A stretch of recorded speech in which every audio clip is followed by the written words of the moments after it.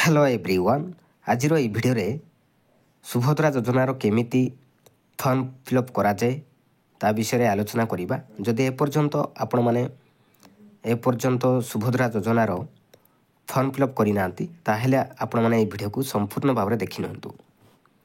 तो देखंतु भाग क देछि आवेदनकारी सविशेष विवरणी देछि। तो एक नंबर देछि संपूर्ण नाम आधार अनुसार।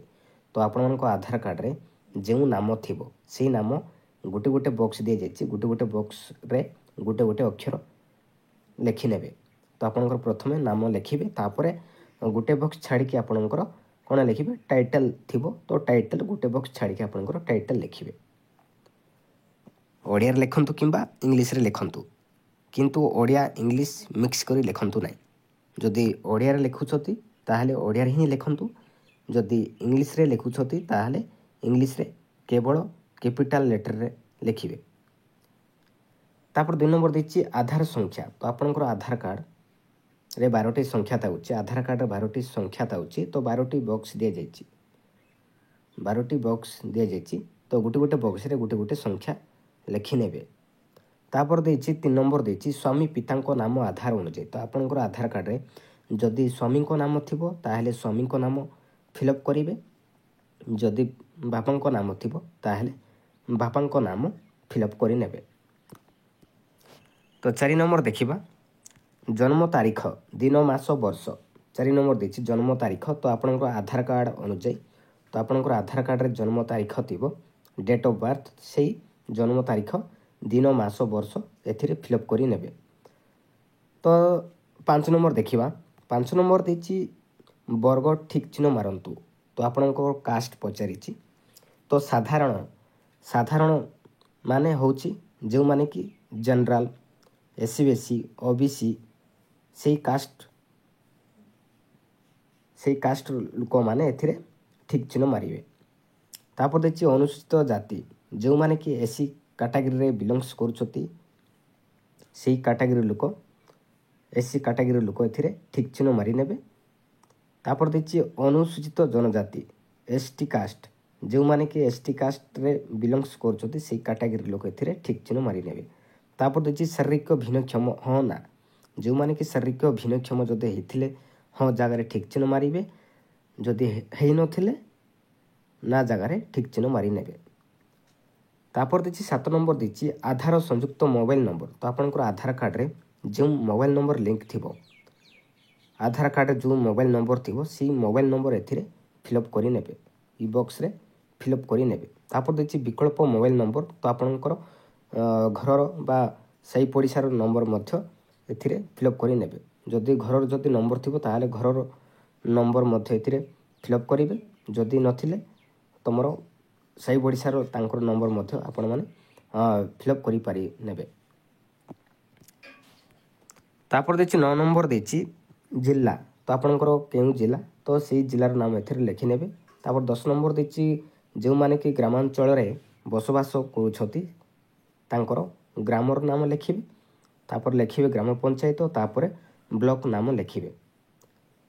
11 नंबर देछि जो माने कि सहरांचल रे बसवास करूछती तांके वार्ड नंबर लिखि नेबे। अर्बन लोकल बॉडी लिखि नेबे। शहर किंबा नगर नाम लिखि नेबे।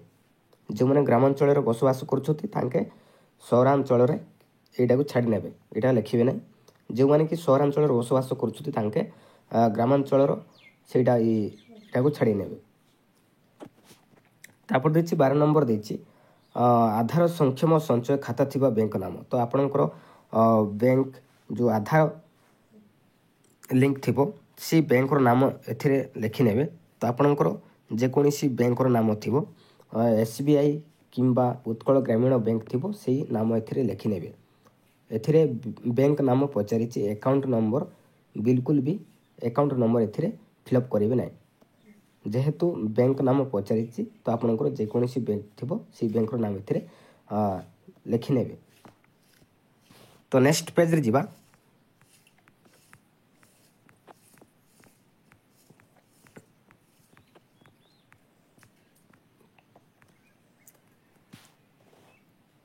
एबे देखिबा भाग खरे देछि घोषणा नामा।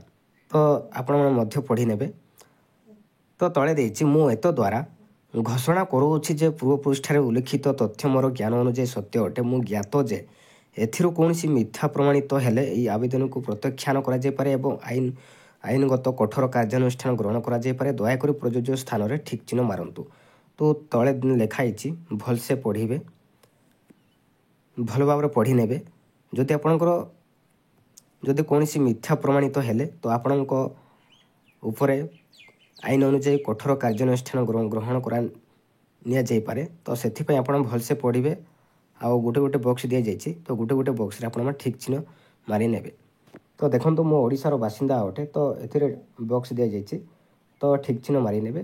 ତାପରେ ଦେଇଛି 1 ଜୁଲାଇ 2024 ସୁଦ୍ଧା ମୋର ବୟସ 21 ବର୍ଷ କିମ୍ବା ତା'ଠାରୁ ଅଧିକ ଏବଂ 60 ବର୍ଷରୁ କମ୍ ଅଟେ। ତ ଆପଣଙ୍କର 21ରୁ 60 ବର୍ଷ କମ୍ ଯେହେତୁ ଅଛି, ତ ଏଥିରେ ଠିକ୍ ଚିହ୍ନ ମାରିବେ। ତାପରେ ଦେଇଛି ମୁଁ କୌଣସି ରାଜ୍ୟ କିମ୍ବା କେନ୍ଦ୍ର ସରକାରଙ୍କ ଯୋଜନା ଅଧୀନରେ ମାସିକ 1500 ଟଙ୍କା ଅଥବା ତଦୁର୍ଦ୍ଧ୍ୱ କିମ୍ବା ବାର୍ଷିକ 18,000 ଟଙ୍କା ଅଥବା ତଦୁର୍ଦ୍ଧ୍ୱ ଆର୍ଥିକ ସହାୟତା ରାଶି ପାଉନାହାନ୍ତି। ଯେହେତୁ ଆପଣମାନେ ରାଜ୍ୟ ସରକାରଙ୍କ ଠାରୁ କିମ୍ବା କେନ୍ଦ୍ର ସରକାରଙ୍କ ଠାରୁ ମାସିକ 1500 ଟଙ୍କାରୁ ବାର୍ଷିକ 18,000 ଯେହେତୁ ଆପଣମାନେ ଆର୍ଥିକ ସହାୟତା ରାଶି ପାଉନାହାନ୍ତି, ତାହେଲେ ଏଥିରେ ଠିକ୍ ଚିହ୍ନ ମାରିବେ। ତ ଏମିତି ସବୁଠି ଆପଣମାନେ ଠିକ୍ ଚିହ୍ନ ମାରିବାକୁ ବାଧ୍ୟ। ତ ପଢ଼ିକି ଆପଣମାନେ ଠିକ୍ ଚିହ୍ନ ମାରି ନେବେ। ସବୁଠି ଠିକ୍ ଚିହ୍ନ ମାରିଲେ ହିଁ ଆପଣଙ୍କର ଫର୍ମ ଫିଲ୍ଅପ୍ ହୋଇପାରିବ। ଯଦି ମାରିବ ନାହିଁ ତାହେଲେ ଆପଣଙ୍କର ଫର୍ମ ଫିଲ୍ଅପ୍ ହୋଇପାରିବ ନାହିଁ। ତ ସବୁଠି ଠିକ୍ ଚିହ୍ନ ମାରି ନେବେ। ତ ଭାଗ ଗର ଦେଇଛି, ତ ଆପଣମାନେ ପଢ଼ି ନେବେ। ତ ତା ତଳେ ଦେଇଛି ଆବେଦନକାରୀଙ୍କ ଦସ୍ତଖତ। ତ ଯେଉଁମାନଙ୍କର ଆବେଦନ କରିଥିବେ ତାଙ୍କର ସିଗ୍ନେଚର୍ ଏଥିରେ କରିନେବେ। ତ ଆପଣମାନେ କେଉଁ ତାରିଖରେ ଆବେଦନ କରିଥିଲେ ସେଇ ତାରିଖର ଡେଟ୍ ଲେଖିବେ ଏଥିରେ। ତାପରେ ନେକ୍ସଟ ଦେଖିବା, ଏବେ ଦେଖିବା 3 ନମ୍ବର। ତ ଦେଖନ୍ତୁ 1 ନମ୍ବର ଦେଇଛି ଆବେଦନ ପତ୍ର ନମ୍ବର। ତ ଆପଣମାନେ ଅନଲାଇନ୍ ଆପ୍ଲାଏ କରିଥିବେ ସେଇ ଆବେଦନ ପତ୍ର ନମ୍ବର ଏଥିରେ ଫିଲ୍ଅପ୍ କରି ନେବେ 1 ନମ୍ବରରେ। ତାପରେ 2 ନମ୍ବରରେ ଯେଉଁ ଡେଟ୍ରେ ଆପଣମାନେ ଆବେଦନ କରିଥିବେ ସେଇ ଡେଟ୍ ଏଥିରେ ଲେଖିନେବେ। ତାପରେ 3 ନମ୍ବର ଦେଇଛି ସମ୍ପୂର୍ଣ୍ଣ ନାମ ଆଧାର ଅନୁଯାୟୀ। ତ ଆପଣଙ୍କର ନାମ ଏଥିରେ ଆଧାର ଅନୁଯାୟୀ ଆପଣଙ୍କର ନାମ ଲେଖିନେବେ। ତାପରେ ଦେଇଛି ଆଧାର ନମ୍ବର। ତ ଆପଣଙ୍କର ଆଧାର କାର୍ଡ଼ 12ଟି ସଂଖ୍ୟା ଥାଉଛି, ତ 12ଟି ସଂଖ୍ୟା ଏଥିରେ ଫିଲ୍ଅପ୍ କରି ନେବେ। ତ ଏଭଳି ଭାବରେ ଆପଣମାନେ ନିଜର ଫର୍ମ ଫିଲ୍ଅପ୍ କରିନେବେ। Thank you.